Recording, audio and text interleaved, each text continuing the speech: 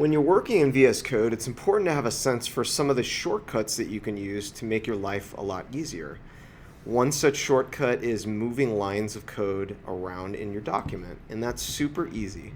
All we need to do is hold down the Alt key and use either our down or our up arrow to move it around.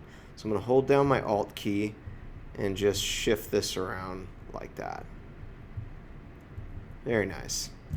Okay, so let me just put the shortcut in here for you. So that's going to be Alt plus up or down arrow. Okay, another shortcut that we have is the ability to duplicate lines in our code. So to do that, if I want to create multiple copies of this, I can hold down the Alt key along with Shift and then use my arrows to duplicate it. So if I want to duplicate it down, I'm going to use the down arrow here.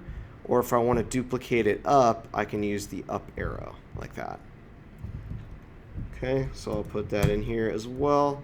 So Alt plus Shift plus up or down arrow. Whoops. Okay, let me get rid of these here. Another thing that we often do is we have to delete some lines in our code. So let's say that I created some divs down here. I'm just going to create 4 different divs.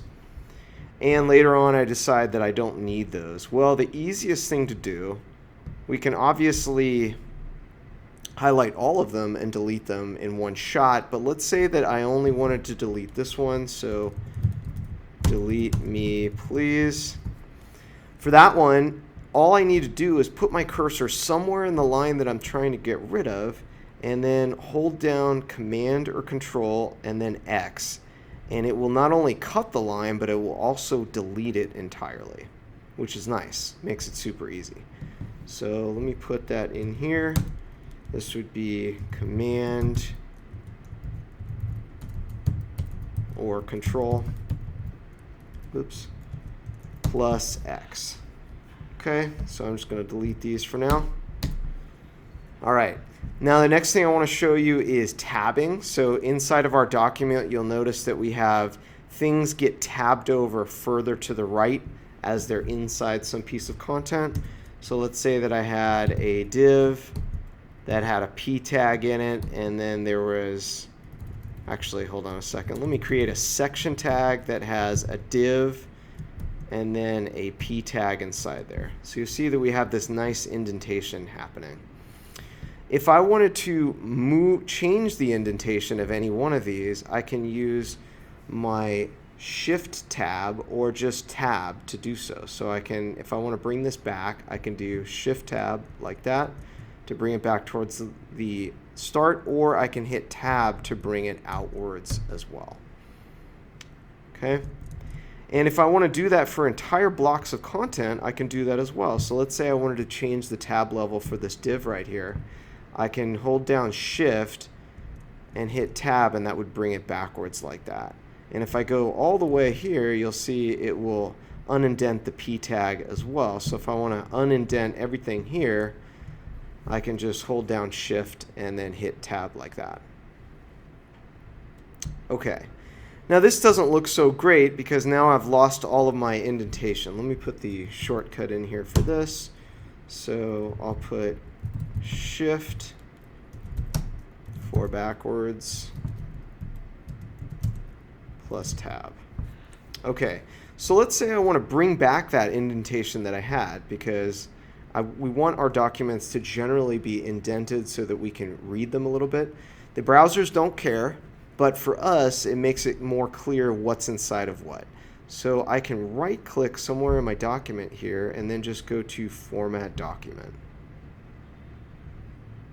Okay, it's telling me that I have multiple things that I can use to format it with. That may not be the case for you, but I'm just going to click on Format Document With, and then we'll say with HTML language features. And now we've got back that indentation that we wanted. Okay. Another thing that we often like to do is change multiple occurrences of the same thing. So to demonstrate that, I'm going to create some elements that all have the same class on them. So let's say I'm going to create a bunch of divs that all have the class of box, and I'm going to create 6 of them. Okay, so that created the structure for me. Let's say that later on in my development I've decided, hey, I want to change the name of this class and I want to change all these occurrences at one time. I don't really want to click on each one of them separately and do it like that. So instead what I can do is I can select the first one and then click on Command or Control if you're on PC, and then D a number of times to select all of the additional occurrences of this. So now that I've got everything selected, I can make some change to all of them. So new class there. Or alternatively, if I wanted to just select some of them and I didn't really want this middle one to be selected, I could hold down Alt and then click on this one to unselect it. So now I'm only changing all of these occurrences.